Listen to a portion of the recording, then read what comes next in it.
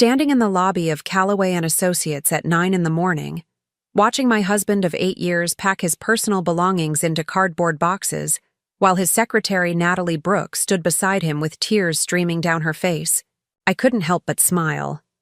Before we jump back in, tell us where you're tuning in from, and if this story touches you, make sure you're subscribed because tomorrow, I've saved something extra special for you. Not because my marriage was ending, but because neither of them had any idea that in exactly 30 minutes, Natalie would be sitting across from me in a conference room, learning that the woman whose husband she'd stolen was actually the CEO of Evergreen Marketing Solutions, the parent company that held the contract keeping her paycheck coming every 2 weeks. Sometimes the universe has a twisted sense of humor, and today it was about to deliver the punchline of a lifetime.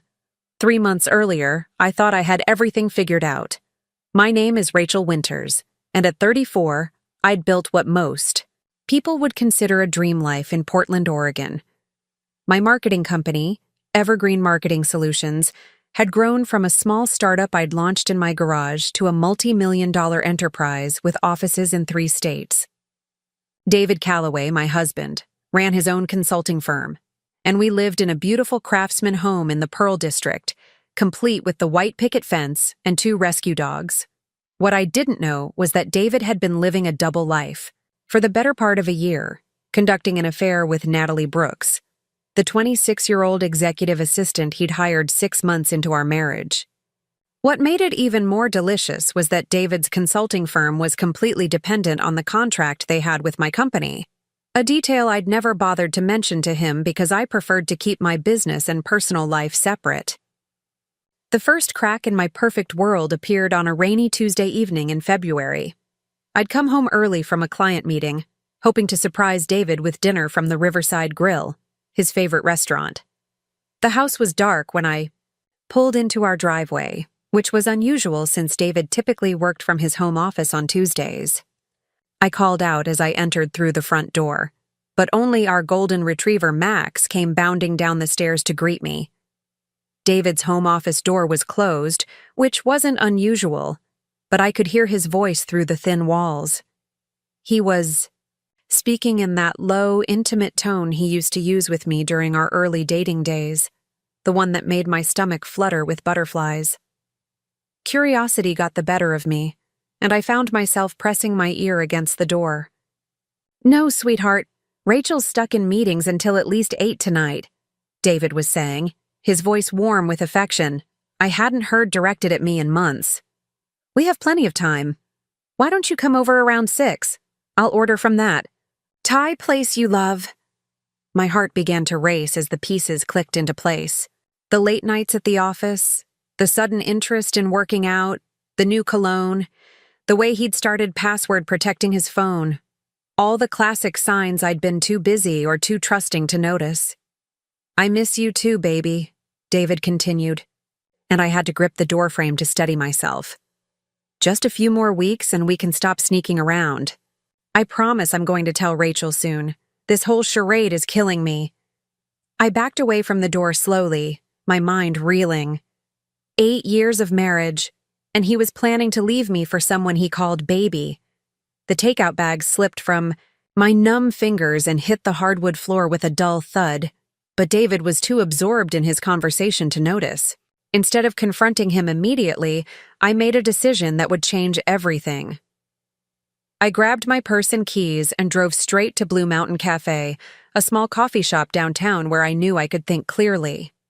Sitting in a corner, booth with a steaming mug of coffee, I tried to process what I'd just heard. The rational part of my brain told me to go home and demand answers, to have the conversation that would either save our marriage or end it cleanly. But another part of me, the part that had built a successful business from nothing, wanted to know exactly what I was dealing with before I made any moves. I pulled out my phone and scrolled through my contacts until I found Tony Martinez, a private investigator I'd used occasionally for corporate matters. If David was having an affair, I needed proof. If he was planning to leave me, I needed to know what kind of settlement I might be looking at. And if he was doing anything else, dishonest, I needed to know that too. Tony answered on the second ring. "Rachel, It's been a while. What can I do for you? I need you to look into my husband, I said without preamble. I think he's having an affair, and I need to know everything before I make any decisions. I'm sorry to hear that, Tony said, his voice professional but kind. Can you come in tomorrow?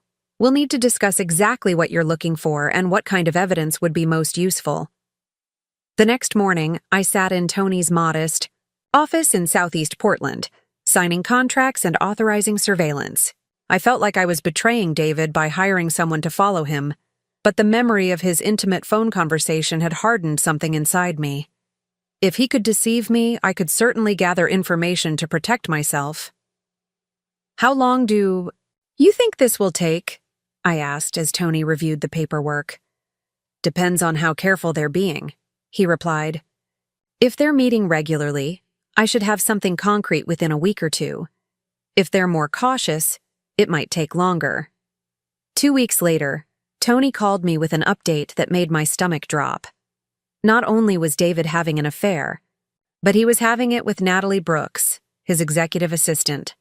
The woman I'd met exactly twice at company parties, who couldn't have been more than 26 years old, with her bright smile and eager-to-please attitude. They've been meeting regularly for months, Tony explained over the phone. Lunch dates, evening hotel visits, weekend trips when you've been out of town on business. I've got photos, credit card receipts, hotel registrations, the whole package. How long? I asked, my voice barely above a whisper. Based on what I can document, at least 8 months, possibly longer. 8 months, while I'd been working 16-hour days to expand my business, while I'd been planning our upcoming anniversary trip, while I'd been considering whether we should start trying for children, David had been building an entire relationship with someone else. There's something else, Tony continued, and I could hear the hesitation in his voice. I did some background checking on both of them, just routine stuff. Rachel, do you know where Natalie Brooks works? David's firm, I replied automatically. She's his executive assistant. Right, but do you know who holds the primary contract? For Callaway and Associates? I felt the blood drain from my face as the realization hit me. My company. Evergreen Marketing Solutions accounts for about 70% of their revenue, Tony confirmed. Your husband's business is essentially dependent on contracts from your company, and his girlfriend is technically your employee through the subcontractor agreement. The irony was so perfect it was almost funny. Almost. That evening, I sat in my living room with Tony's file spread across the coffee table. Photos of David and Natalie holding hands outside restaurants I'd never been to. Hotel receipts from weekends when David had claimed to be at business. Conferences. Text message printouts that made me feel sick to read. But it was the financial information that really caught my attention. David's firm was struggling more than I'd realized. Without the Evergreen contract, they'd be bankrupt within 6 months. Every other client was either paying below market rates or chronically late with payments. My company wasn't just supporting his lifestyle, it was keeping his business afloat. I thought about the conversations we'd had over the years about money, about my success, about his struggles to build his client base. I'd always been supportive, always encouraged him to take his time building something sustainable. I'd never once mentioned that I could simply end his contract and destroy his livelihood because I'd loved him and wanted him to succeed on his own merits. Now, staring at evidence of his betrayal, I realized that David had been taking advantage of my discretion and my love while planning to leave me for someone barely out of college. My phone buzzed with a text message from David. Working late tonight. Don't wait up. I looked at the timestamp on one of Tony's photos. David and Natalie entering the Crown Plaza downtown at 6:30 p.m., just an hour ago. Instead of crying or throwing things or calling him to scream, I opened my laptop and began to plan. The first thing I did was review the Callaway and Associates contract. As I'd suspected, there was a 30-day termination clause that I could invoke for any reason with written notice. The contract was worth $2.3 million annually to David's firm, and losing it would force him to lay off most of his staff within weeks. But ending the contract immediately felt too easy, too quick. I wanted David and Natalie to understand exactly what they'd lost before I pulled the rug out from under them. The second thing I did was schedule a meeting with Marcus Reed, my business partner and COO. Marcus had been with me since the early days of Evergreen, and I trusted him completely. If I was going to orchestrate David's downfall, I needed someone I could rely on to handle the business side of things. "You look like hell," Marcus said the moment I walked into his office the next morning. "Thanks for the pep talk," I replied, settling into the chair across from his desk. "I need to tell you something, and I need your help with a delicate situation."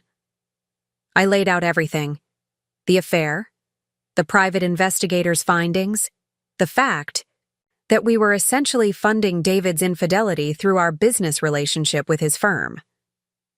Marcus listened without interrupting, his expression growing darker with each detail. "What do you want to do?" he asked when I finished. "I want justice," I said simply, "but I want it to be poetic." Marcus leaned back in his chair, a slow smile spreading across his face.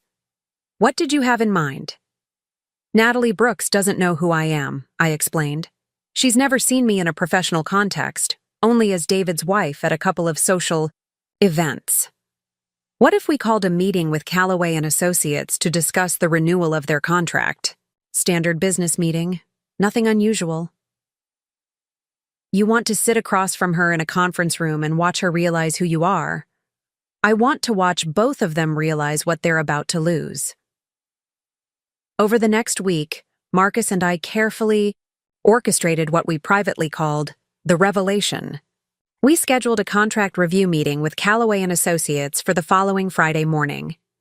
The agenda would include discussing potential changes to the scope of work, budget adjustments, and long-term partnership goals. Standard business.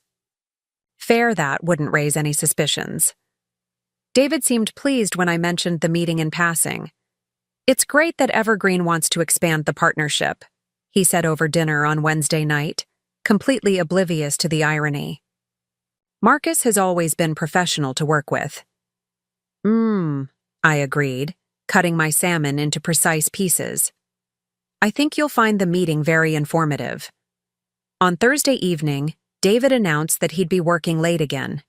I watched him leave, knowing he was going to spend the evening with Natalie, probably planning their future together. I wondered if they talked about me, if they felt guilty, if they'd convinced themselves that what they were doing was justified.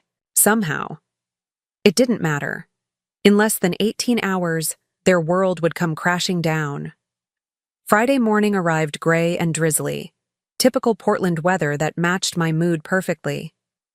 I dressed carefully in my best business suit, a charcoal gray Armani that made me feel powerful and untouchable. I applied my makeup with precision, choosing a bold red lipstick that reminded me of war paint. Amanda Foster, my best friend since college, called just as I was leaving the house. "Today's the day?" she asked without preamble. "Today's the day," I confirmed, checking my reflection one last time in the hallway mirror. "I still think you should have confronted them privately first," Amanda said, but I could hear the excitement in her voice. She'd been furious on my behalf, ever since I'd told her about the affair. "Where's the fun in that?" I replied, grabbing my keys. "Besides, they've had 8 months to come clean. I think public humiliation is exactly what they deserve." The Evergreen Marketing Solutions offices occupied the top 3 floors of a sleek downtown building with panoramic views of the Willamette River. I'd chosen the location specifically because it projected success and stability, qualities that had helped us land major clients over the years. Marcus was waiting for me when I arrived, 2 cups of coffee in hand and a folder thick with contract documents under his arm. "Ready to end some careers?" he asked with a grin that didn't quite hide his anger on my behalf. "I've been ready, for weeks," I replied, accepting the coffee gratefully. "Is the conference room set up?" "Camera system is recording, James Harrison from legal is standing by, and I've got the termination paperwork ready to go." All we need now is for them to show up. Preparing and narrating this story took us a lot of time, so if you are enjoying it, subscribe to our channel. It means a lot to us. Now back to the story. At exactly 10 a.m., our receptionist called to announce that David Calloway and his team had arrived. I took a deep breath, smoothed my skirt, and walked toward the conference room with the confidence of someone who held all the cards. David was already seated at the large mahogany table, wearing his best suit and the smile he reserved for important business meetings. Beside him sat Natalie Brooks, looking professional and polished in a navy blue dress that probably cost more than she could afford on an assistant's salary. She had a legal pad in front of her and was holding a pen with the eager attention of someone trying to make a good impression. Neither of them looked up when I entered the room. "Good morning, David," Marcus said smoothly, taking his seat at the head of the table. "Thank you for coming in today. I think this is going to be a very productive meeting." "Always happy to work with Evergreen," David replied, his charm on full display. "You know how much I value our partnership." "Actually," Marcus continued, glancing at me with barely concealed amusement, "I'd like to introduce you to someone who's been very interested in discussing your contract renewal. David Calloway, Natalie Brooks. I'd like you to meet the CEO of Evergreen Marketing Solutions, Rachel Winters." The silence that followed was so complete, I could hear the soft hum of the air conditioning and the distant sound of traffic from the street below. David's face went through a series of transformations: confusion, recognition, and finally, absolute horror. The color drained from his cheeks so quickly I thought he might faint. Natalie looked between David and me, her eyebrows furrowed in confusion. "I'm sorry," she said slowly. "But didn't you say your name was Rachel Winters? Because David's wife is named Rachel, and—" Her voice trailed off as the pieces began clicking into place. "Hello, Natalie," I said calmly, settling into my chair with the grace of someone who owned the building. "It's nice to finally meet you in a professional capacity. I believe you've been handling the administrative side of our contract for several months now." Natalie's pen slipped from her fingers and clattered onto the table. Her eyes darted between David and me, and I could practically see her mental calculations. David's wife equals Rachel Winters, equals CEO of Evergreen, equals her actual boss, equals the person who signs her paychecks. "Oh my God," she whispered, her face flushing bright red. David found his voice first. "Rachel, what are you doing here? What is this?" "This," I replied, opening the folder in front of me with deliberate precision, "is a contract review meeting. Isn't that what we scheduled, Marcus?" "That's exactly what we scheduled," Marcus confirmed, his tone businesslike despite the chaos unfolding at the table. "We have some concerns about the Calloway and Associates account that we need to address." I pulled out the first document, a summary of Tony's investigation complete with photos and receipts. I placed it on the table where both David and Natalie could see it clearly. "Our first concern," I continued in the same calm tone I used for all business meetings, "is the conflict of interest that's developed between your firm and ours. It seems one of your employees has been engaging in personal activities that compromise the professional relationship between our companies." Natalie made a small choking sound and pressed her hand to her mouth. David stared at the photos spread across the table, his face cycling through expressions of panic and desperation. "Rachel, please," he started. But I held up my hand to stop him. "I'm not finished," I said firmly. "Our second concern is the financial dependency your firm has developed on our contract. 70% of your revenue comes from Evergreen Marketing Solutions, which puts both companies in a precarious position." I pulled out the second set of documents, financial reports that laid bare just how close to bankruptcy David's firm really was. "And our third concern," I continued, watching Natalie's face grow paler with each word, "is the question of professional conduct and whether we can continue to trust Calloway and Associates to handle our projects with the discretion and integrity we require." Marcus leaned forward, playing his part perfectly. What Rachel is saying, David, is that we've discovered your affair with your assistant. We know your business is completely dependent on our contract, and we're questioning whether we want to continue this partnership. The room fell silent, except for the sound of Natalie's rapid breathing. She looked like she was about to hyperventilate. "How long have you known?" David asked quietly, his business persona completely shattered. "Long enough," I replied.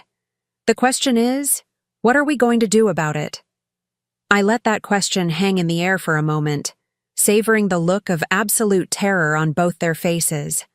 They were finally beginning to understand the magnitude of their mistake.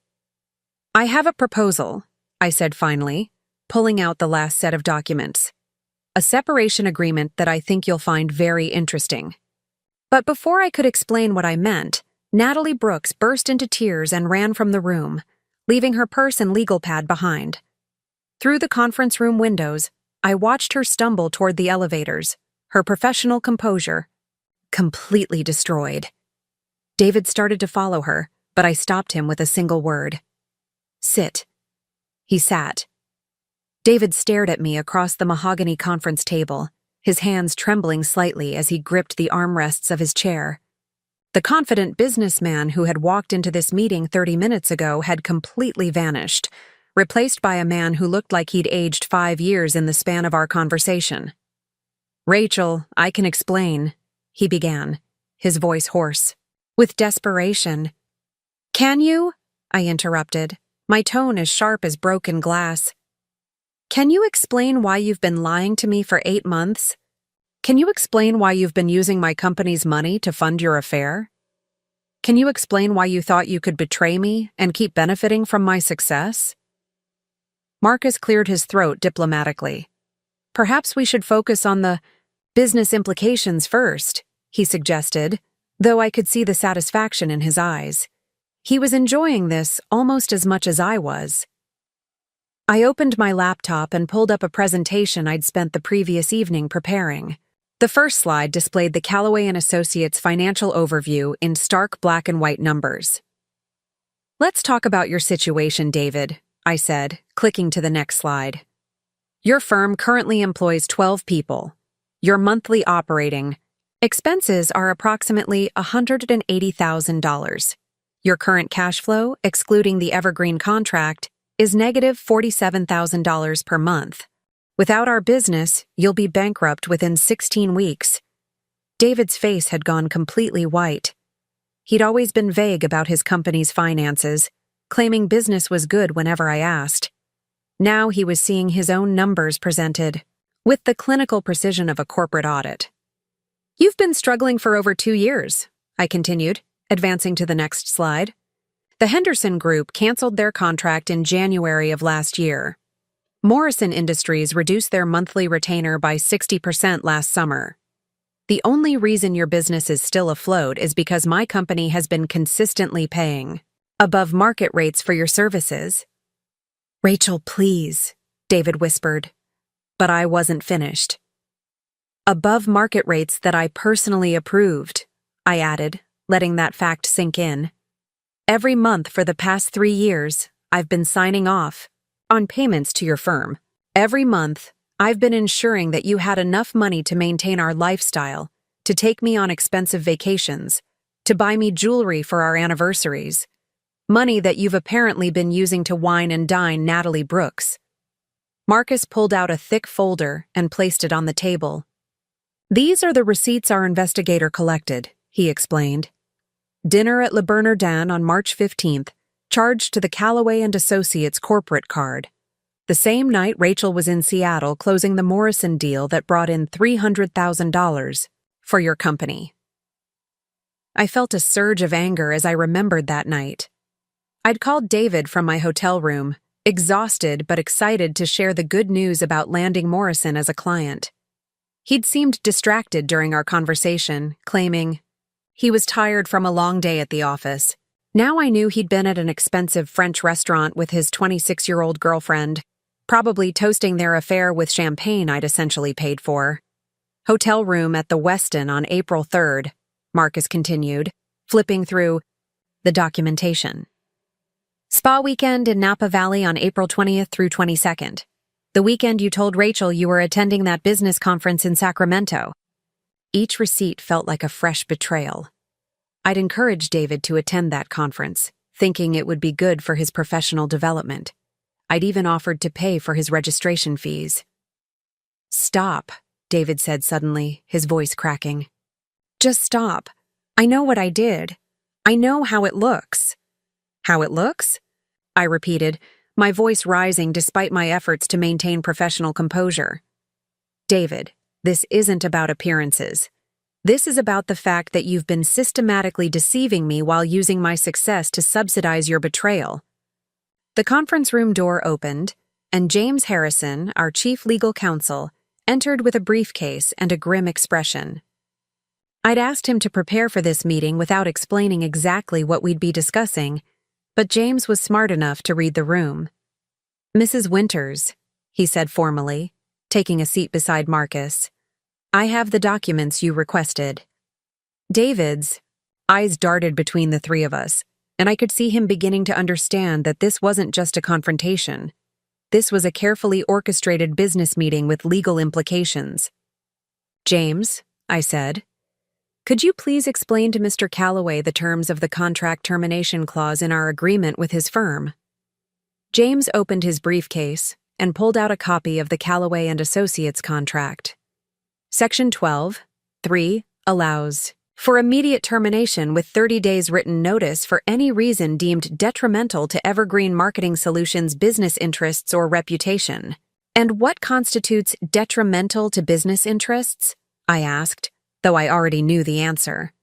"Conflicts of interest, unprofessional conduct, breach of confidentiality, or any behavior that could reflect poorly on Evergreen's judgment in selecting business partners," James recited. David was gripping the table so tightly his knuckles had turned white. "Rachel, you can't be serious. Ending our contract would destroy my business. It would put 12 people out of work." 12 people who are currently employed because I've chosen to keep your firm afloat despite your incompetence," I replied coldly. 12 people whose livelihoods you've endangered by conducting an affair with your assistant, instead of focusing on building a sustainable business. Marcus leaned forward, his expression sympathetic but firm. "David, let's be realistic here. Your company has been hemorrhaging money for years. The only reason you haven't gone bankrupt is because Rachel has been subsidizing you through inflated contract payments. She's essentially been your silent business partner without knowing it." "That's not true," David protested weakly. "Isn't it?" I challenged. "When was the last time you brought in a new client without my help? When was the last time you delivered a project that exceeded expectations? When was the last time you contributed anything to this partnership besides taking advantage of my generosity?" The questions hung in the air like accusations, each one landing with devastating accuracy. David had always been charming and ambitious, but he'd never been particularly talented at business development or client management. I'd attributed his struggles to the competitive nature of the consulting market, never realizing that I was essentially keeping his company afloat through our contract. "Where is Natalie now?" I asked suddenly. David glanced toward the door. "She's probably in the lobby. This has been a shock for her too." "A shock?" I laughed, but there was no humor in the sound. "David, she's been sleeping with her ultimate boss's husband for 8 months. If she didn't realize this could happen, she's even more naive than I thought." Marcus stood up and walked to the windows overlooking the city. "I have to ask, David, what was your endgame here? Did you think you could continue the affair indefinitely? Did you plan to leave Rachel but somehow keep the Evergreen contract?" David was silent for a long moment, staring at his hands. When he finally spoke, his voice was barely audible. "I was going to ask for a divorce after our anniversary next month. I hoped we could keep things professional, for the sake of the business." The audacity of his statement hit me like a physical blow.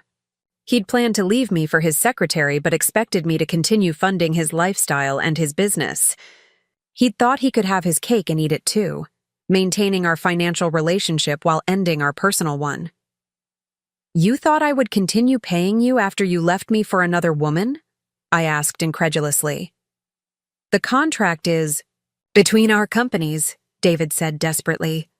"I thought we could separate our personal and professional relationships." "The contract is between your company and mine," I corrected. "A contract that I personally negotiate, approve, and oversee. Did you really think I would continue working with you after you destroyed our marriage?" James cleared his throat.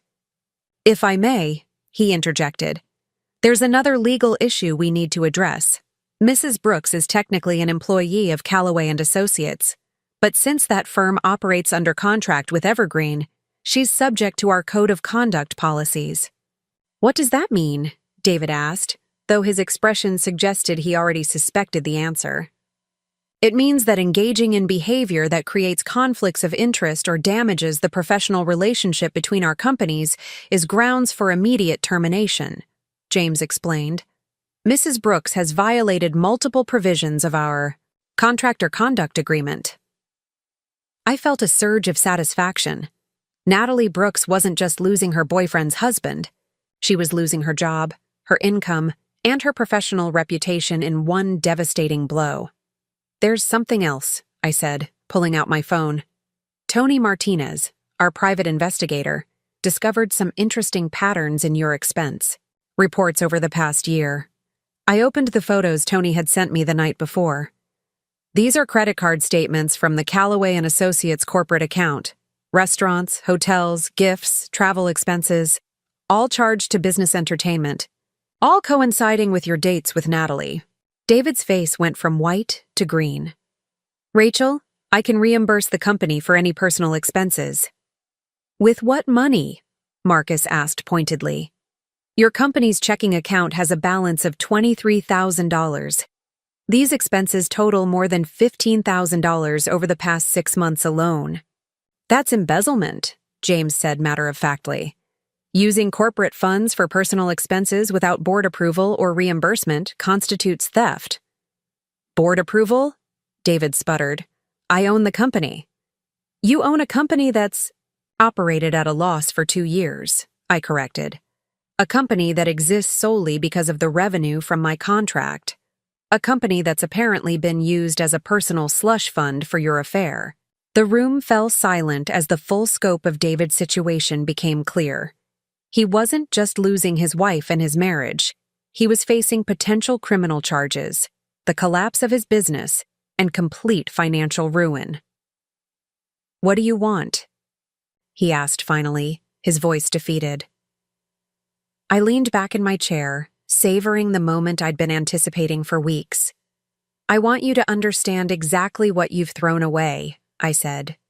"I want you to realize that while you were sneaking around with a girl barely out of college, you were betraying the person who made your entire lifestyle possible." "And then?" David asked. "And then I want you to live with the consequences of your choices." I stood up and walked to the windows where Marcus had been standing.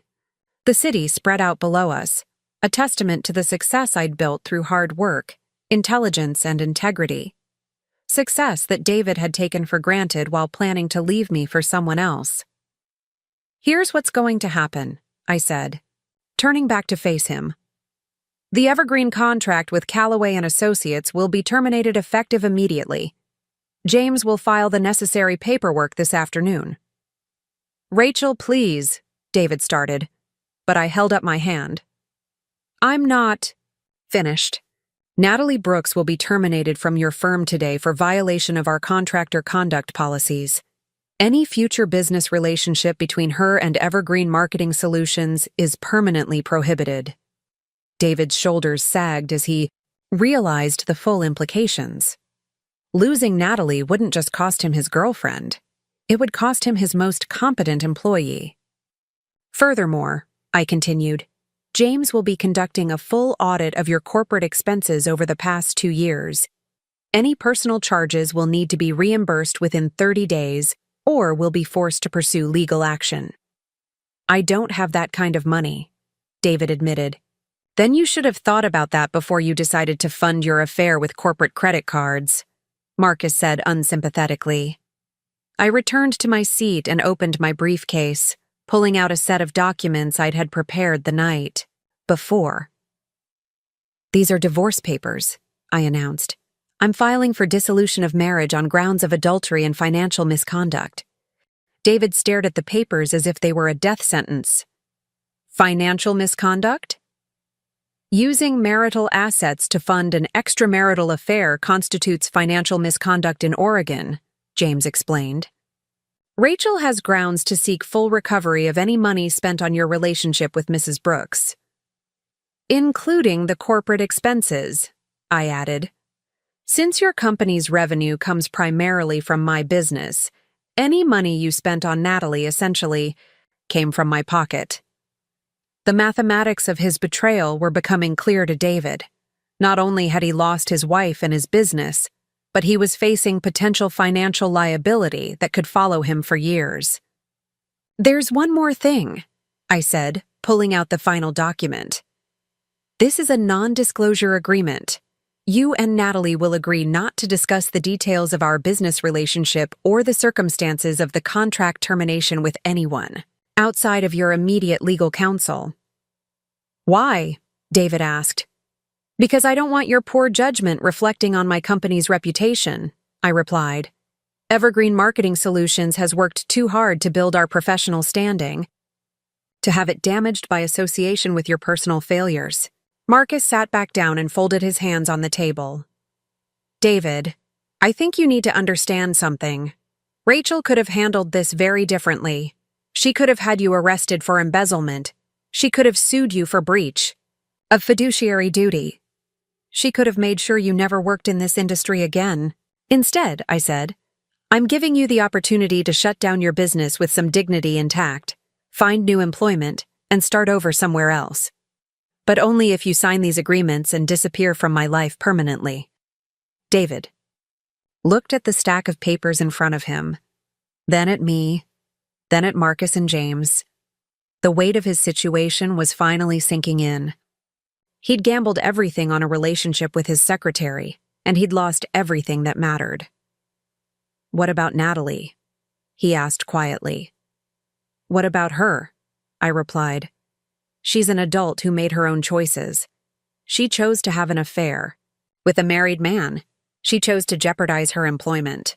She chose to risk her professional reputation for a relationship with someone old enough to be her father. Those were her decisions, and now she gets to live with the consequences. She didn't know, David said weakly. She didn't know what? That you were married? That I existed? That actions have consequences? I shook my head in disgust. David, she worked as your assistant. She scheduled your meetings, managed your calendar, answered your phone calls. She knew exactly what she was doing. Through the conference room windows, I could see the parking garage where David's BMW was parked. The same BMW I'd helped him buy 2 years ago when his business was struggling. The same BMW he'd driven to meet Natalie at hotels and restaurants across the city. You have 24 hours to decide, I said, gathering my papers. Sign the agreements, close your business, and disappear quietly, or face the legal and financial consequences of what you've done. David nodded slowly, his fight completely gone. Can I ask you something? What? Did you ever really love me, or was this all just business to you? The question caught me off guard, and for a moment, the professional mask I'd been wearing slipped. I thought about the early days of our relationship, when David had been charming and ambitious and full of dreams. I thought about our wedding day, when I'd believed we were building a life together. I thought about all the nights I'd worked late, believing I was securing our future, while he was building a relationship with someone else. I loved the man I thought you were, I said finally. But that man was apparently just as much of an illusion as our marriage. David flinched as if I'd slapped him, but he didn't argue. How could he? Everything I'd said was true. Marcus stood up, signaling that the meeting was over. David, you should probably go check on Natalie. I imagine she's having a difficult... Day? She's having a difficult day? I repeated incredulously. She just discovered that she's been sleeping with her boss's husband. A boss who now knows exactly who she is and what she's been doing. A boss who has the power to make sure she never works in marketing again. I'd say she's having more than just a difficult day. As David gathered his things and prepared to leave, he paused at the door. For what it's worth, Rachel, I am sorry. I never meant for things to happen this way. No, I replied. You just never meant to get caught. After David left, the three of us sat in silence for several minutes. The conference room felt different now, as if the confrontation had changed the very air inside it. Well, Marcus said finally, that was exactly as satisfying as I hoped it would be. James was already organizing his paperwork. I'll have the contract termination filed by close of business today. The audit request will go out first thing Monday morning. And the divorce papers? I asked. I'll file them tomorrow. Given the evidence of adultery and financial misconduct, you should be able to get a very favorable settlement. I nodded, feeling a strange mix of relief and exhaustion. The confrontation I'd been planning for weeks was finally over, but the real work was just beginning. I had a business to run, a life to rebuild, and a future to plan without David in it. There is one more thing we need to discuss, Marcus said carefully. The Callaway and Associates account was worth $3 million annually. We're going to need to redistribute that work to other contractors. Already handled, I replied. I've been reaching out to other consulting firms all week. Davidson and Partners can take over the Morrison account, and Sterling Consultants has agreed to handle the Henderson Group projects. Marcus raised an eyebrow. You've been planning this for longer than I thought. I've been planning this since the day I found out about the affair, I admitted. I knew that once I confronted David, there would be no going back. I wanted to make sure Evergreen didn't suffer because of my personal problems. And what about you? James asked. How are you holding up? I considered the question carefully. How was I holding up? I'd just destroyed my husband's business, ended my marriage, and orchestrated one of the most professionally devastating confrontations of my career. I should have felt guilty, or sad, or at least conflicted about what I'd done. Instead, I felt free. I'm better than I've been in months, I said honestly. For the first time in 8 months, I know exactly where I stand. No more lies, no more wondering why David seemed distant, no more making excuses for his behavior. Just the truth, finally. My phone buzzed with a text message. It was from Amanda Foster. How did it go? Do I need to bring wine or champagne? I smiled as I typed back, bring champagne, and maybe some tissues for David. The reply came immediately. I knew you had this handled. See you at 7. As we prepared to leave the conference room, Marcus asked the question I'd been dreading. What are you going to do now? Now, I said, looking out at the city that had become my professional kingdom, I'm going to do what I should have done years ago. I'm going to focus on building something that's entirely mine, something that can't be threatened or undermined by anyone else's poor choices. Meaning Evergreen Marketing Solutions is about to get a lot bigger. The champagne Amanda brought that evening was Dom Perignon, the same brand David and I had served at our wedding reception 8 years ago. The irony wasn't lost on either of us as we sat in my living room, toasting the end of my marriage with the same wine that had celebrated its beginning. Tell me everything, Amanda demanded, settling into the leather armchair that David would never sit in again. I want every detail, every facial expression, every moment of panic. I recounted the entire meeting while Amanda's expressions shifted from satisfaction to outright glee.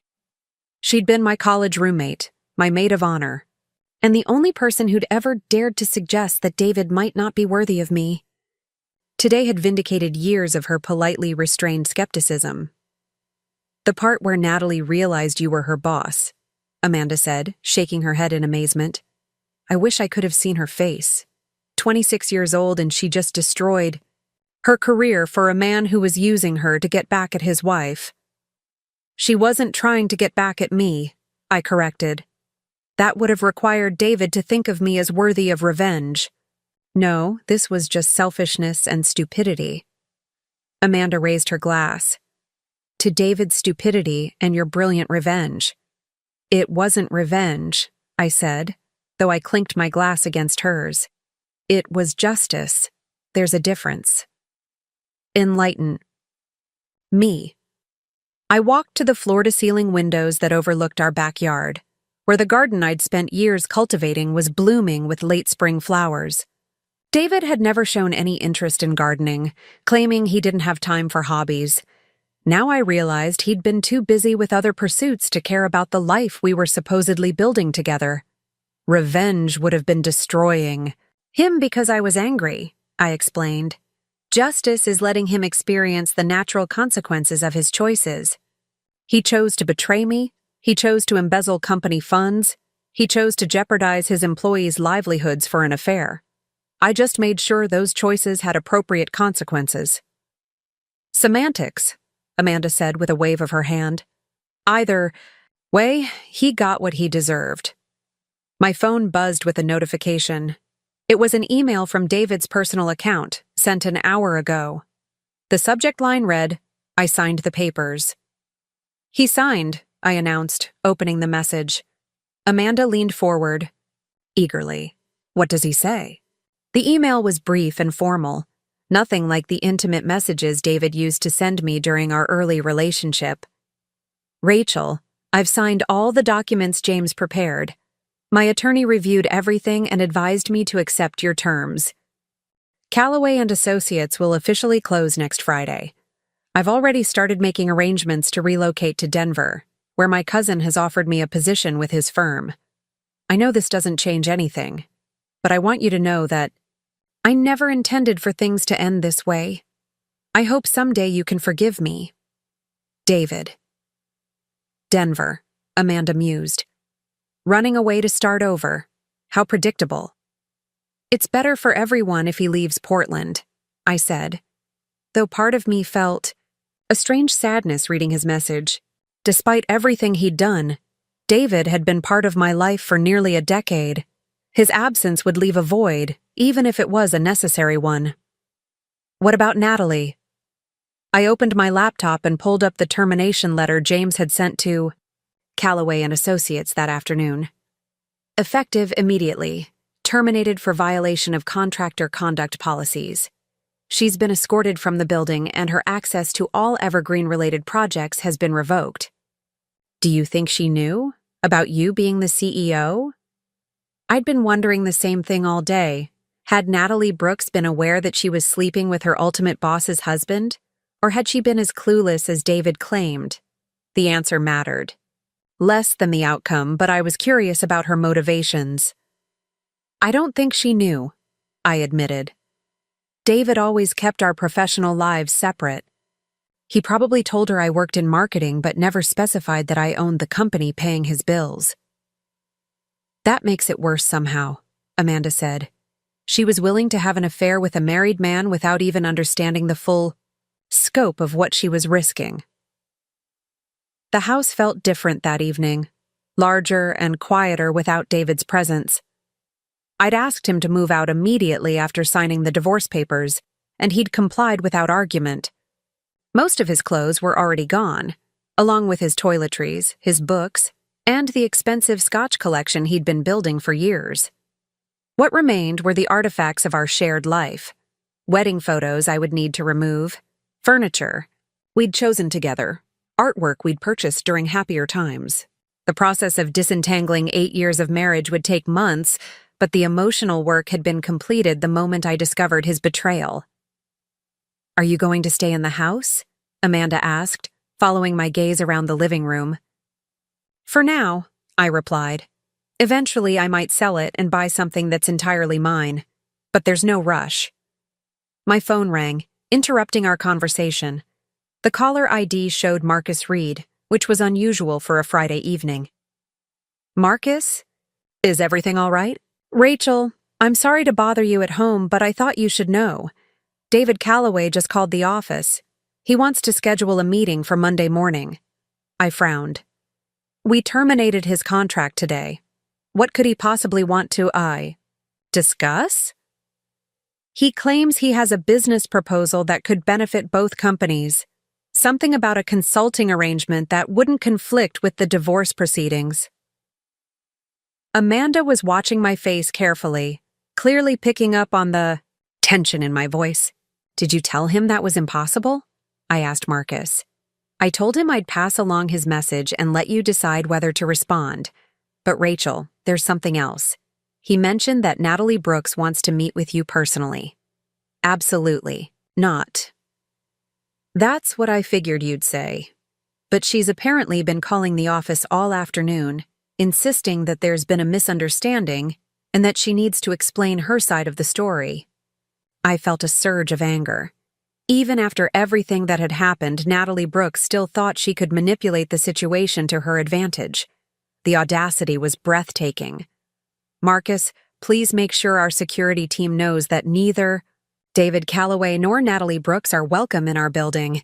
If either of them shows up, they should be escorted off the premises immediately. Already handled, Marcus assured me. I just wanted to keep you informed. After I hung up, Amanda was staring at me with raised eyebrows.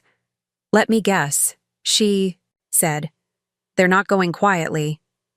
Apparently not. I spent the weekend in a strange state of limbo, catching up on work I'd neglected while planning David's downfall and trying to adjust to the silence of an empty house. The dogs seemed confused by David's absence, wandering from room to room as if searching for their missing human. I found myself talking to them more than usual, filling the quiet spaces with explanations they couldn't understand. He made his choice, Max, I told our golden retriever as he sat by the front door Saturday morning, clearly waiting for David to come home from his morning run. He chose someone else, and now we have to figure out how to be happy without him. Max tilted, his head at me with the patient expression dogs use when humoring their humans' emotional needs. Sunday evening brought an unexpected visitor. I was reading in the living room when the doorbell rang, followed immediately by aggressive knocking. Through the peephole, I could see a young woman with blonde hair and a determined expression that I recognized from the photos in Tony's investigative file. Natalie Brooks was standing on my front porch. I considered ignoring her, but curiosity got the better of me. I opened the door but didn't invite her in, keeping the security chain latched. Mrs. Calloway, she began, then corrected herself. I mean, Mrs. Winters, I need to talk to you. We have nothing to discuss, I replied coolly. Please, just 5 minutes. I know you think you understand what happened, but there are things you don't know. Things David never told you. Despite my better judgment, I found myself studying her face. Up close, Natalie Brooks was prettier than her photos suggested, with the kind of youth and freshness that men like David found irresistible. But there was something else in her expression, a desperation that made me curious about what she thought she could possibly say to change my mind. You have 3 minutes, I said, unchaining the door and stepping back to let her in. Natalie entered hesitantly, her eyes taking in the expensive furnishings and artwork that decorated our foyer. She was wearing jeans and a sweater, a far cry from the professional attire she'd worn to our meeting on Friday. Thank you, she said, following me into the living room. I know this is awkward, but I had to try to explain. Explain what? How you've been sleeping with my husband for 8 months. Natalie flinched at my directness. It's not what you think. I mean, yes, we've been seeing each other, but David told me you two were already separated. He said you were just staying, married for business reasons, and that you both had other relationships. I stared at her, genuinely surprised by the elaborate nature of David's deception. He hadn't just hidden our marriage from her. He'd invented an entirely fictional version of our relationship. He told you we were separated? He said you lived separate lives, that you hadn't been intimate in over a year. That you were only maintaining the marriage because divorce would complicate your business arrangements. Natalie's voice was gaining confidence as she spoke, as if she'd rehearsed this explanation. He said you both were seeing other people and that you had an understanding. The sophistication of David's lies was almost impressive. He'd managed to conduct his affair while convincing Natalie that she wasn't actually the other woman, that their relationship was perfectly legitimate given the circumstances he'd described. And you believed him? Why wouldn't I? He showed me the guest bedroom where he said he slept. He explained why you never attended company events together, why you kept separate social circles. Everything he told me made sense.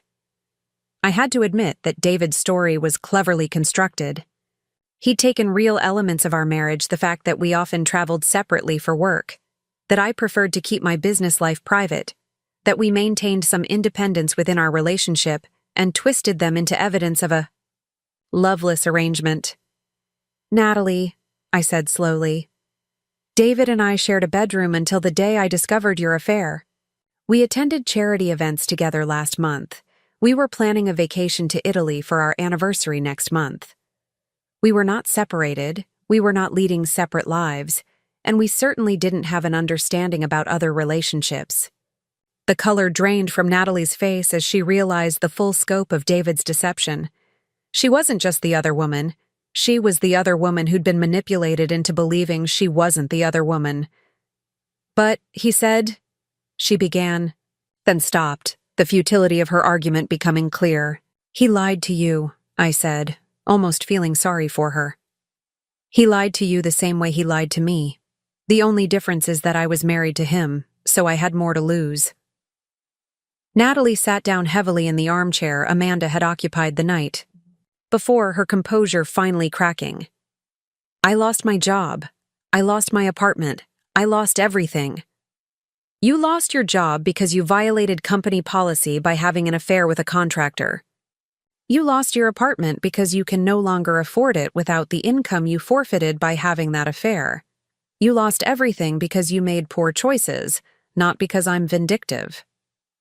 But if I had known the truth about your marriage, would it have mattered? I interrupted. Would you have turned down a relationship with your boss if you'd known he was lying about his wife instead of lying about his separation? Natalie was quiet for a long moment, considering the question.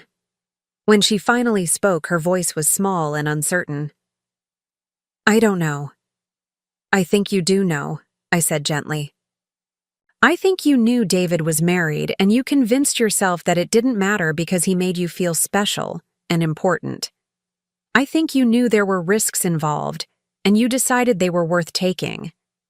The only thing you didn't know was that I had the power to make those risks into reality. What am I supposed to do now? Natalie asked, tears finally beginning to fall. I can't get another job in marketing in this city. Everyone knows what happened. You're 26 years old, I pointed out. You have your whole life ahead of you. You can move to another city, change careers, start over. People recover from mistakes like this all the time.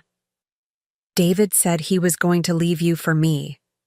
He said we were going to get married and travel and build a life together. The naivety in her voice reminded me why David had found her so appealing. Natalie Brooks had believed everything he told her because she'd wanted to believe it, because it fit the romantic narrative she'd constructed around their relationship. David says a lot of things, I replied. Most of them are lies designed to get him what he wants. You're not the first woman he's charmed with promises he had no intention of keeping. Natalie looked up at me sharply. There were others? I realized I'd said more than I intended, but there was no point in protecting David's reputation now. There was a woman named Jennifer at his previous job. I found some messages between them a few years ago, but David convinced me it was just harmless flirtation. Then there was his trainer at the gym, Sarah. They had coffee a few times before I suggested he find a different trainer. He cheated on you before? He flirted with other women regularly, I clarified. You were just the first one stupid enough to take him seriously. The insult hit its mark, and Natalie's expression hardened. You don't have to be cruel. I'm not being cruel. I'm being honest. David is a charming, manipulative man who takes advantage of women who are impressed by his success and his attention. You fell for his act because you wanted to believe you were special enough to make him leave his wife. But you weren't special, Natalie. You were just convenient. Natalie stood up abruptly, her brief moment of vulnerability replaced by anger. You act like you're so perfect. But maybe David cheated because you're a cold, calculating bitch who cares more about your business than your husband. I'd been waiting for this accusation, the inevitable moment when Natalie would try to make David's betrayal my fault somehow. Maybe, I agreed calmly. Or maybe David cheated because he's a selfish man who wanted to have his cake and eat it, too. Maybe he thought he could keep the financial security of being married to a successful woman while enjoying the ego boost of sleeping with someone young enough to be impressed by his mediocre accomplishments. His accomplishments aren't mediocre, Natalie protested, revealing how little she understood about David's professional failures. His business was failing before I started subsidizing it with our contract, I explained patiently. David hasn't brought in a significant new client in over 2 years. The only reason Callaway and Associates survived as long as it did was because I was essentially funding it through inflated payments for substandard work. That's not true. David is brilliant at what he does. David is mediocre at what he does, but he's excellent at making people believe he's more successful than he actually is. It's the same skill he used to convince you that your affair was somehow legitimate. Natalie was quiet for several minutes, processing the full scope of how thoroughly she'd been deceived. When she finally spoke, her voice was defeated. What happens now? Now you learn from this experience and make better choices in the future, I said. You find a new job in a new city where nobody knows about your affair with a married man. You rebuild your career and your reputation. You grow up. And David? David faces the consequences of his actions. His business is closing, his marriage is over, and his reputation in this industry is destroyed. He'll start over in Denver and hopefully learn something from this experience, though I'm not particularly optimistic about his capacity for personal growth. Natalie gathered her purse and moved toward the door, her brief confrontation having accomplished nothing except confirming my assessment of her character. For what it's worth, she said as I walked her to the foyer. I am sorry. I never wanted to hurt anyone. But you did hurt someone, I replied. You hurt me, you hurt yourself, and you hurt every woman who comes after you, because you taught David that his lies and manipulation work. The next time he wants to cheat on his wife, he'll remember how easy it was to convince you that adultery was acceptable. After Natalie left, I poured myself another glass of wine and sat in the garden, watching the sunset paint the sky in shades of pink and gold. The confrontation had been more satisfying than I'd expected, not because I'd destroyed her illusions about David, but because I'd finally understood the full scope of his deception. David hadn't just betrayed me. He'd manipulated a young woman into participating in that betrayal by lying about the nature of our marriage. He'd used both of us to get what he wanted, and he'd probably convinced himself that his elaborate deceptions were somehow justified. My phone buzzed with a text message from an unknown number. The message was brief. Thank you for opening my eyes. I'm moving back to Phoenix next week. I hope you find happiness. It was from Natalie, and despite everything that had happened, I found myself hoping she would indeed learn from this experience and make better choices in the future. Monday morning brought a return to normalcy, or at least the new version of normalcy that my life would become. I arrived at the office early and found Marcus already at his desk, reviewing the contracts for the new consulting firms that would be taking over David's former projects. Everything's in place, he reported.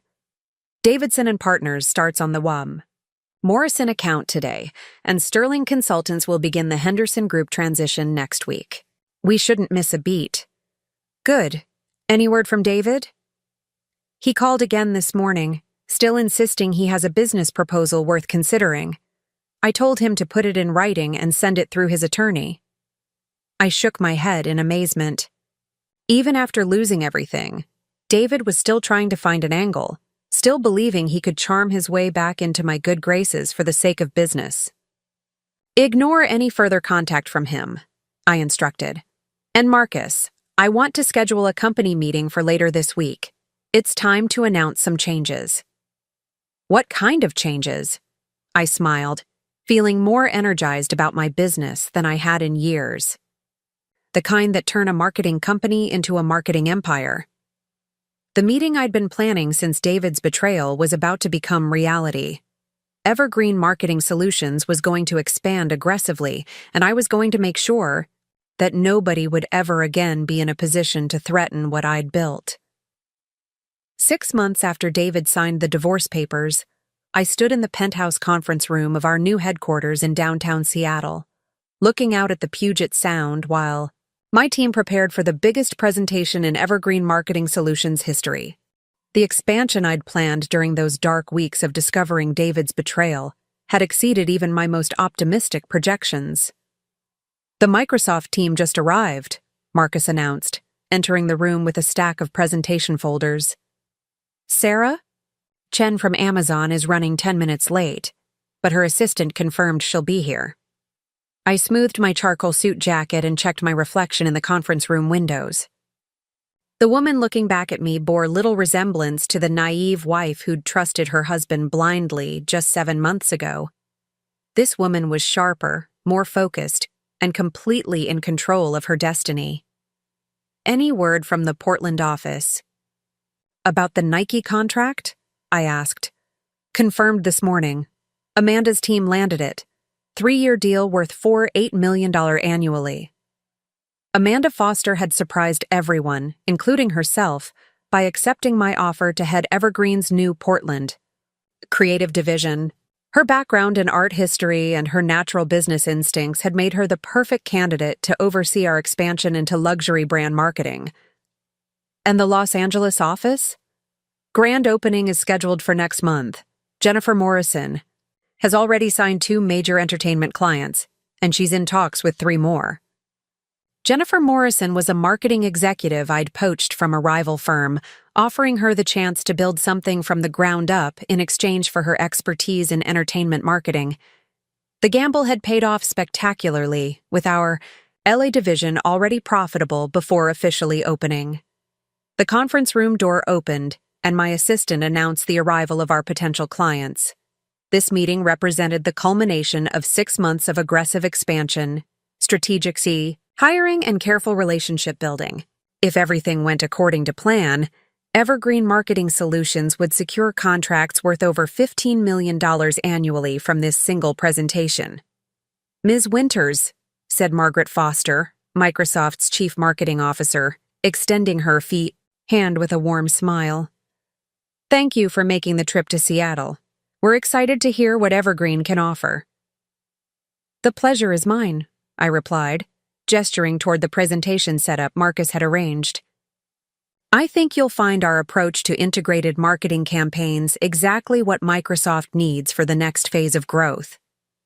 As the other executives filed in Amazon, Starbucks, Boeing, and Nordstrom, I felt a surge of satisfaction that had nothing to do with revenge and everything to do with achievement. These companies weren't interested in meeting with me because of my personal drama or my ability to orchestrate corporate takedowns. They wanted to work with Evergreen because we'd become the most innovative marketing firm on the West Coast.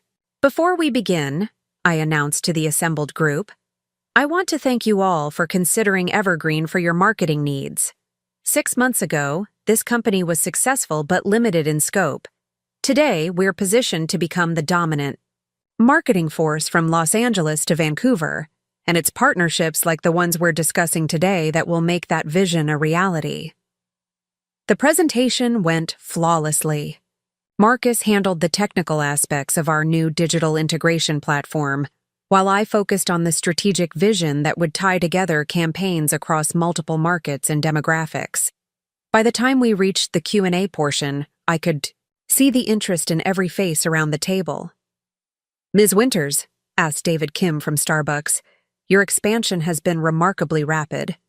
How do we know Evergreen can maintain quality while growing at this pace? It was a fair question, and one I'd anticipated. Excellent question, David. Our growth strategy has been deliberately methodical. Rather than simply opening offices and hoping for the best, we've identified the top talent in each market and built teams around proven performers. Every new hire has either worked with our existing team members previously or comes with recommendations from clients we trust. What about management continuity? Asked Sarah Chen, who had arrived halfway through the presentation but seemed fully engaged despite missing the introduction. Marcus Reed and I have worked together for 8 years, I replied.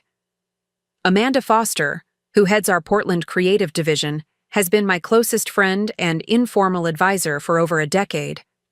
Jennifer Morrison in Los Angeles comes to us from Warner Brothers, where she spent 5 years building their digital marketing department. We're not just hiring employees. We're building a family of professionals who share our commitment to innovation and results.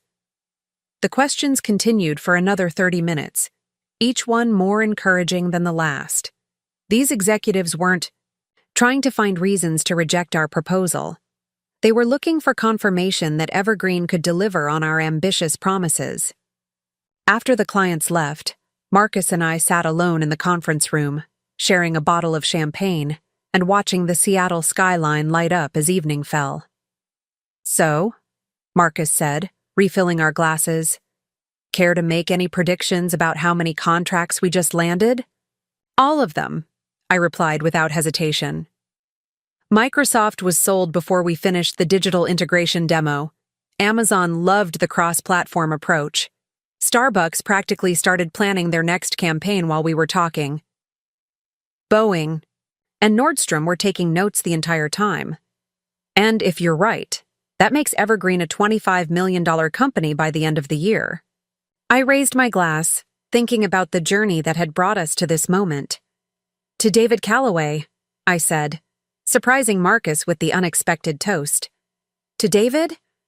To David, whose betrayal forced me to stop playing it safe and start playing to win. If he hadn't cheated on me, I never would have had the motivation to expand this aggressively. I'd probably still be running a comfortable regional firm instead of building a marketing empire. Marcus clinked his glass against mine. In that case, to David's stupidity and our success.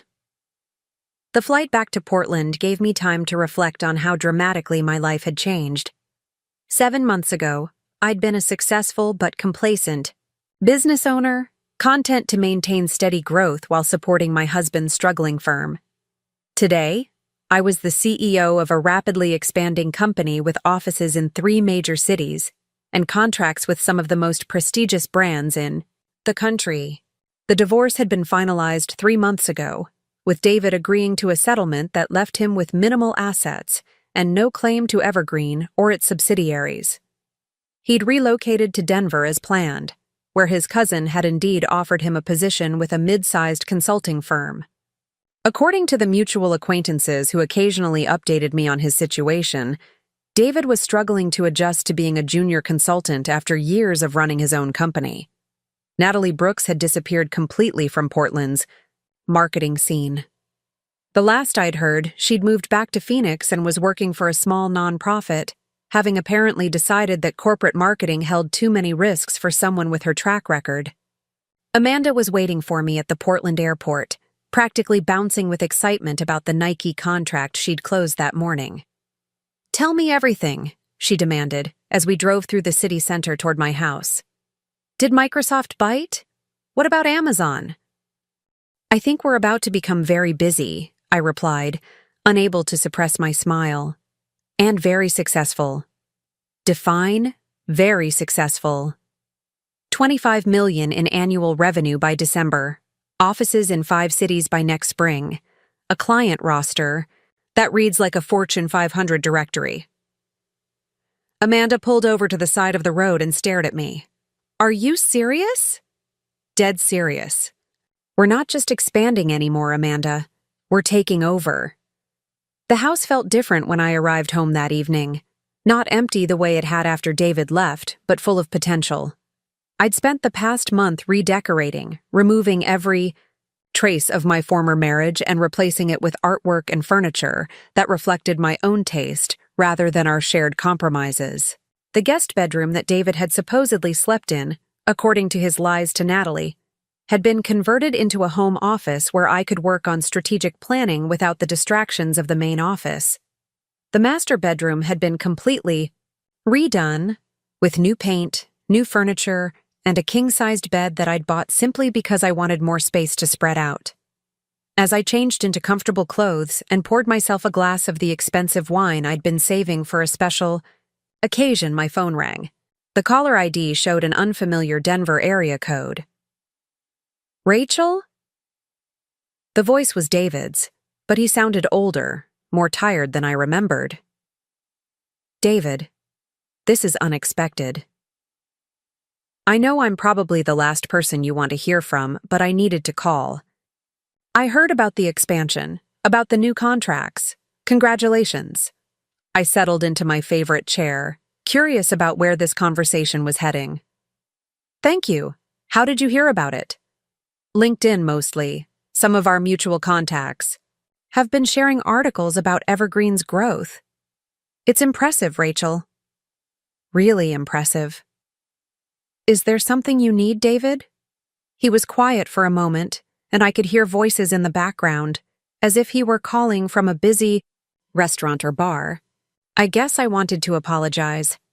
Really apologize, not just the corporate speak I used in the divorce proceedings. I've had time to think about what I did, what I threw away, and I realize how badly I screwed up. You realize that 7 months? Too late. I know. But I wanted you to know that I understand now. The affair, the lying, the way I took advantage of your success while undermining our marriage. It was inexcusable. I found myself wondering what had prompted this sudden burst of self-awareness. What brought on this revelation? Honestly, working for someone else again after running my own company for 8 years. It's humbling, and seeing what you've accomplished since we split up. It's made me realize that I was never the successful businessman I thought I was. I was just a mediocre consultant married to a brilliant CEO. The admission was more honest than anything David had said during our marriage. What do you want me to say, David? I don't want you to say anything. I just wanted you to know that I'm sorry, and that I hope you're happy. Really happy, not just successful. I am happy, I replied, and realized it was completely true. For the first time in years, I'm exactly where I want to be, doing exactly what I want to do, with people I trust completely. That's good. That's what you deserve. After David hung up, I sat in the quiet of my redecorated living room, thinking about forgiveness and moving forward. I didn't forgive David, not completely, but I no longer carried anger toward him either. He'd become irrelevant to my life, a cautionary tale rather than a source of ongoing pain. The next morning brought news that confirmed my optimism about the Seattle meetings. Microsoft had called before 9 a.m. to schedule a contract signing, followed by Amazon an hour later. By noon, all 5 companies had committed to partnerships with Evergreen, representing exactly the $15 million in new business I'd projected. We need to celebrate, Marcus announced, appearing in my office doorway with a bottle of champagne and 2 glasses. It's not even lunchtime, I protested half-heartedly. It's evening somewhere, and we just landed the biggest day in company history. I think champagne is not only appropriate but mandatory. As we toasted our success, I found myself thinking about the parallel universe where David had never cheated, where I'd remained content with steady growth instead of pursuing aggressive expansion. In that universe, Evergreen would still be a regional firm. I'd still be married to a man who didn't respect me, and none of the opportunities we'd seized over the past 6 months would have materialized. You know what the best part is? Marcus said, refilling our glasses. The money? The fact that we did this entirely on our own merits. No family connections, no inherited wealth, no shortcuts.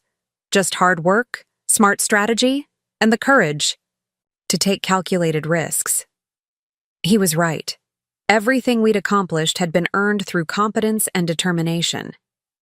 Unlike David, who'd relied on his wife's success to subsidize his failures, we'd built something genuine and sustainable.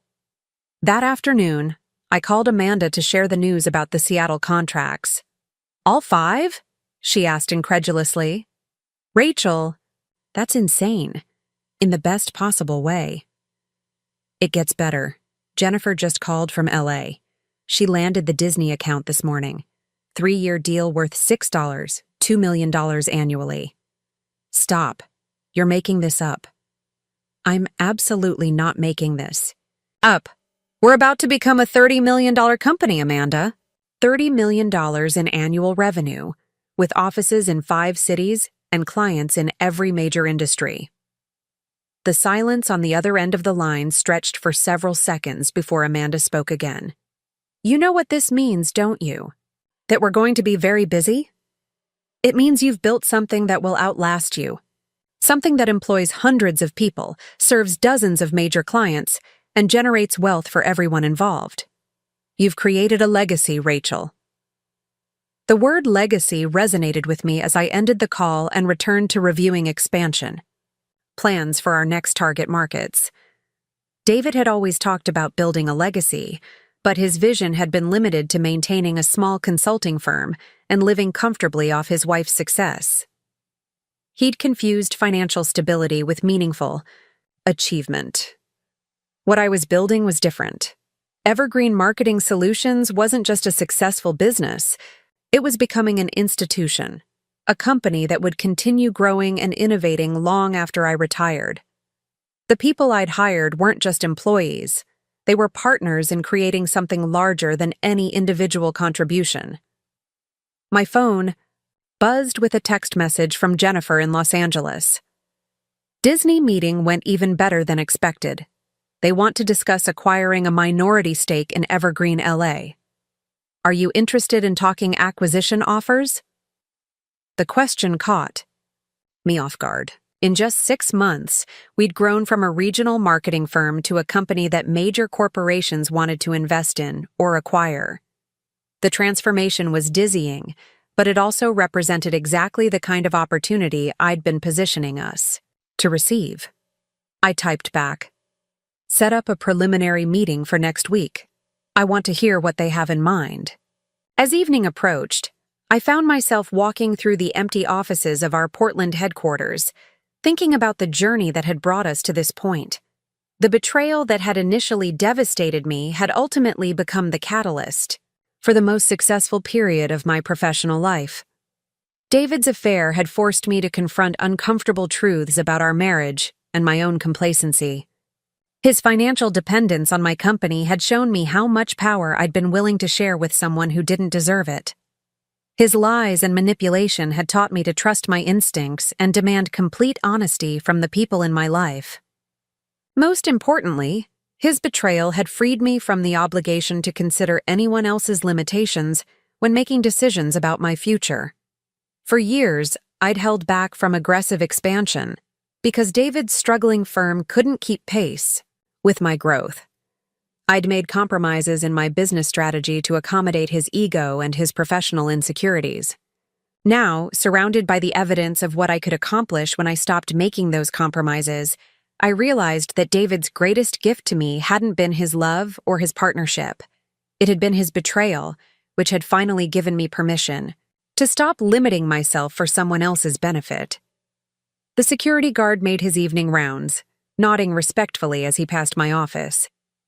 Through the windows, I could see the lights of Portland stretching out below, a city full of opportunities and challenges that I was finally ready to embrace without reservation. Tomorrow, I would start planning our expansion into San Francisco and Dallas. Next month, I would begin exploring international opportunities in London and Toronto. By the end of the year, Evergreen Marketing Solutions would be operating on 3 continents, serving clients I could barely have imagined working with when David was still part of my life. The revenge I'd initially sought against my cheating husband had evolved into something far more satisfying, A complete transformation of my own potential and a business empire that would outlast any personal relationship. As I finally gathered my things to leave the office, I realized that I no longer thought of myself as the woman whose husband had left her for his secretary. I was the CEO who had turned that betrayal into the motivation for unprecedented success. And that was a much better story to tell. 2 years after David signed those divorce papers, I stood on the balcony of my new penthouse apartment in Manhattan, watching the sunrise paint the city in shades of gold and amber. The view stretched across Central Park to the Hudson River, a testament to how far I'd traveled from that devastating night when I'd first overheard his betrayal. Evergreen Marketing Solutions now occupied 4 floors of a prestigious midtown building, our global headquarters overlooking some of the most powerful corporations in the world. What had started as my response to personal betrayal had become something I never could have imagined. A marketing empire worth over $200 million, with offices in 12 cities across 3 continents.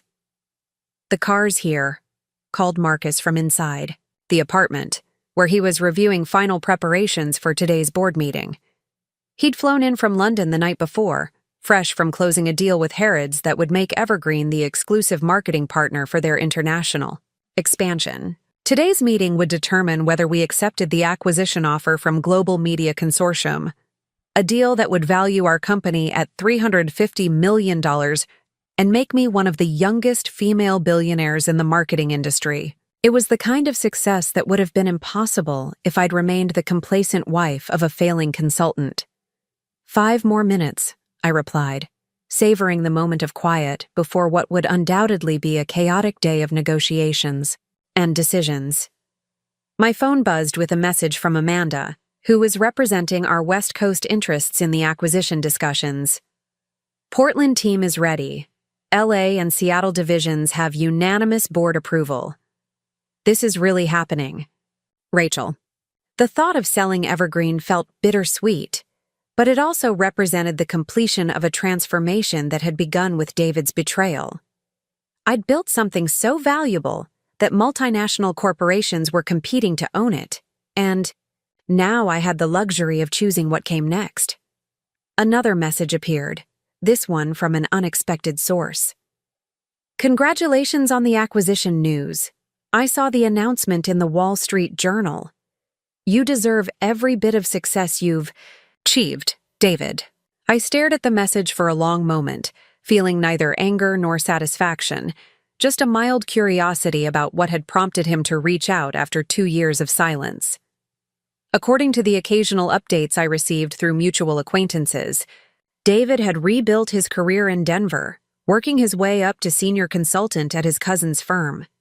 He'd married a woman named Lisa, someone closer to his own age and professional level, and they were apparently building a quiet, conventional life together.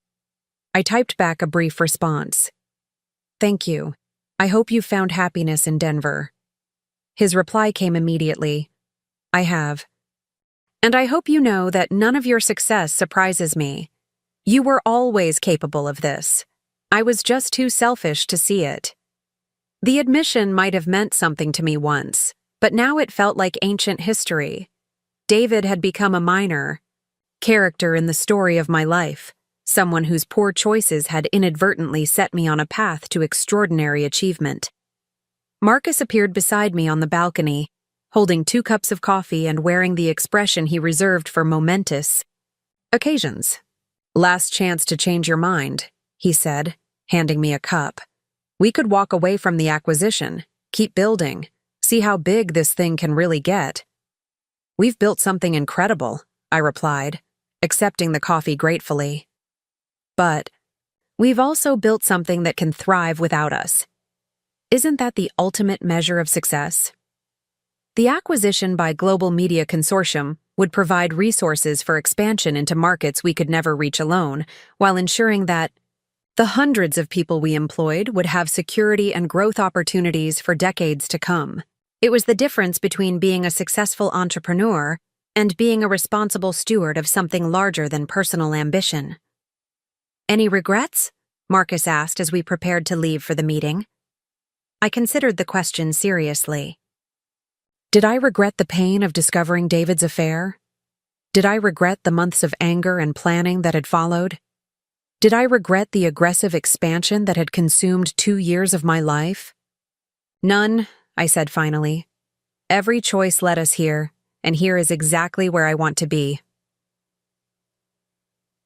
The Global Media Consortium offices occupied the top 15 floors of a building that scraped the Manhattan sky, their conference room offering panoramic views that made my own penthouse seem modest by comparison.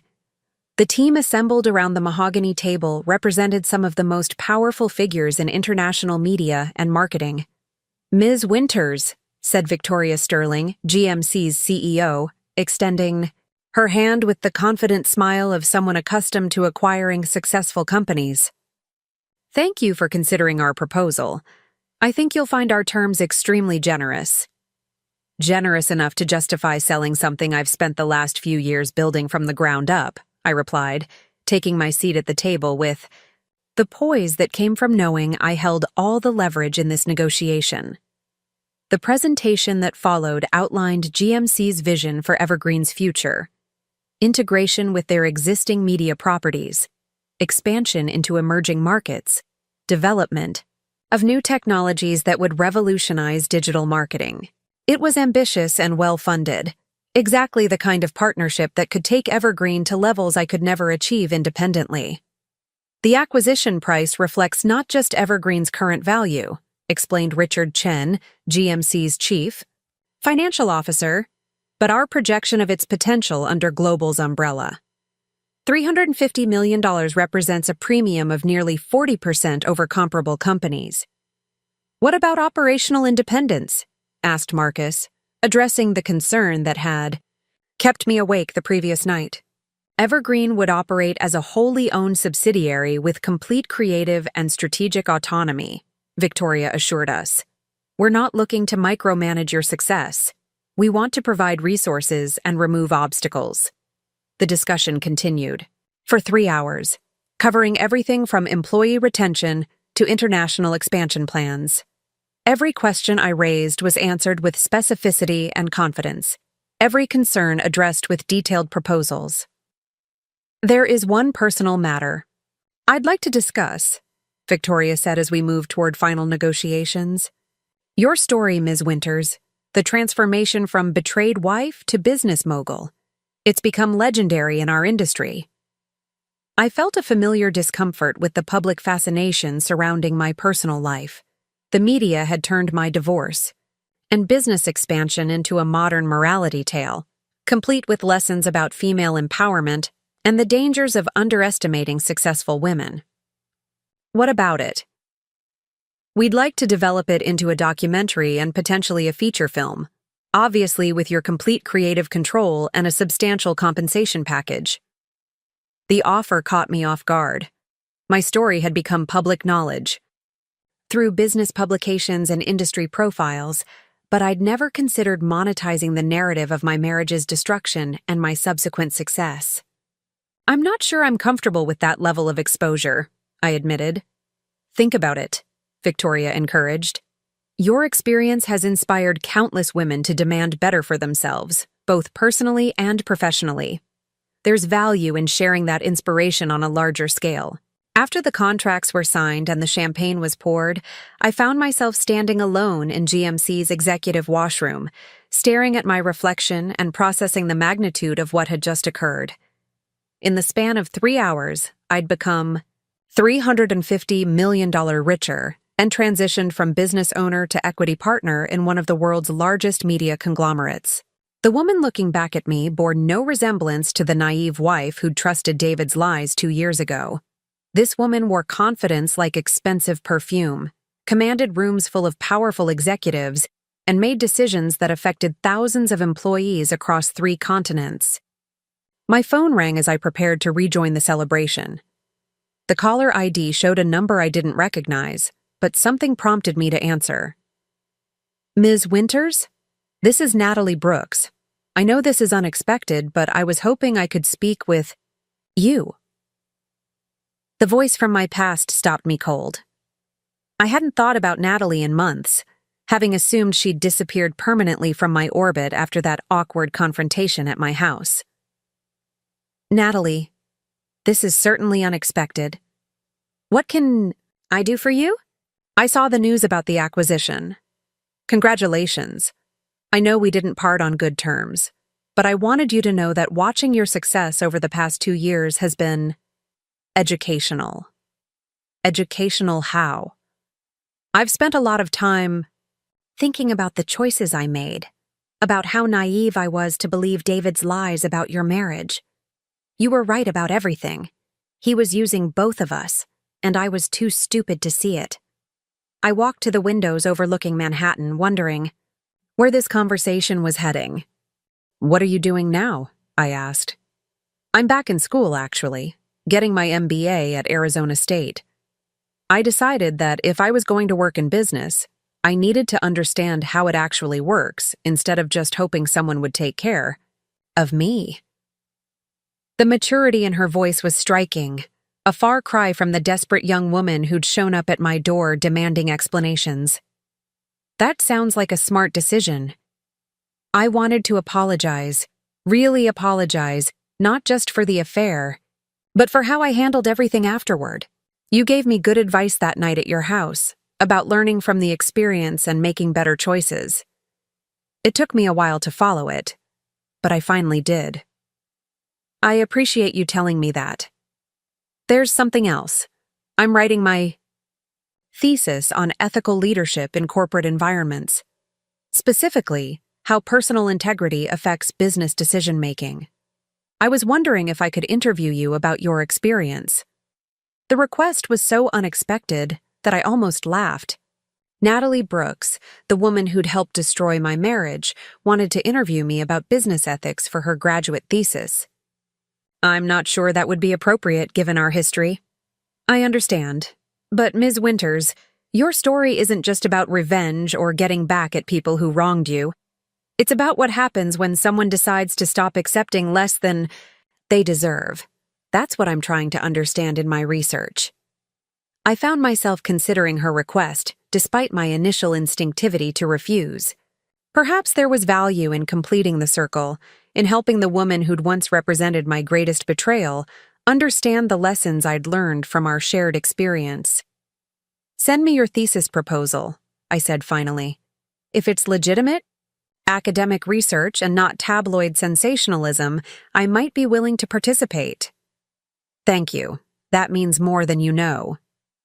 After ending the call, I rejoined the celebration, where Marcus was regaling the GMC executives with stories of our most challenging client acquisitions. The champagne was excellent, the conversation stimulating, and the contracts that would change my life forever were safely signed and witnessed. But my mind kept returning to Natalie's call and her description of my story as being about refusing to accept less than I deserved. It was a simpler and more universal interpretation than the revenge narrative that had captured media attention. 3 months later, I sat in the study of my new home in the Hamptons, reviewing Natalie's completed thesis while preparing for our scheduled interview. Her academic work was impressive, thoroughly researched and thoughtfully argued, focusing on how personal crises could catalyze professional transformation. She arrived precisely on time, dressed professionally, and carrying herself with a confidence that seemed genuine rather than performative. The desperate young woman who'd cried in my living room had been replaced by someone who appeared to have learned from her mistakes. "Thank you for agreeing to this," she said as we settled into comfortable chairs overlooking the garden I'd spent the summer cultivating. "I know it's awkward, given our history." "Your thesis is well written," I acknowledged. "You've clearly put serious thought into the research." The hardest part was being honest about my own role in the case study. It's not easy to admit publicly that you were naive enough to believe a married man's lies about his wife. But you did admit it. That takes courage. We spent 2 hours discussing leadership, integrity, and the relationship between personal growth and professional success. Natalie asked thoughtful questions about my decision-making process, my expansion strategy, and the lessons I'd learned about trusting my instincts. Do you think you would have built Evergreen into what it became if David hadn't cheated? She asked toward the end of our conversation. Honestly, no. I was too comfortable, too willing to accommodate his limitations. His betrayal forced me to stop making compromises and start pursuing my actual potential. So, in a way, we did you a favor. I considered the question carefully. You and David taught me valuable lessons about trust, about the difference between love and convenience, about the importance of building something that belongs entirely to me. Whether that constitutes a favor depends on your perspective. As Natalie prepared to leave, she paused at the door. I hope this doesn't sound presumptuous, but I'm proud of what you accomplished. Not just the business success, but the way you handled everything. You could have destroyed us both, but instead you just let us face the consequences of our own choices. Destroying you wouldn't have built anything, I replied. Success was always going to be a better revenge than ruin. That evening, I walked through my garden as the sun set over the Atlantic, thinking about the conversation and the strange journey that had brought Natalie Brooks back into my life as an academic researcher, studying the very situation she'd helped create. My phone buzzed with a message from Victoria Sterling. Documentary proposal approved by the board. When you're ready to tell your story to the world, we're ready to help you tell it right. I smiled, looking out at the ocean and thinking about the future I was still building, the legacy I was still creating, and the woman I'd become through the ashes of who I used to be. David Calloway had left me for his secretary, believing he could discard me while keeping the benefits of my success. Instead, he'd freed me to become someone he never could have imagined, someone who'd turned his betrayal into the foundation of an empire he'd never be worthy to enter. That was the real story, the one worth telling, and finally, I was ready to tell it. Up next, you've got 2 more standout stories right on your screen. If this one hit the mark, you won't want to pass these up. Just click and check them out.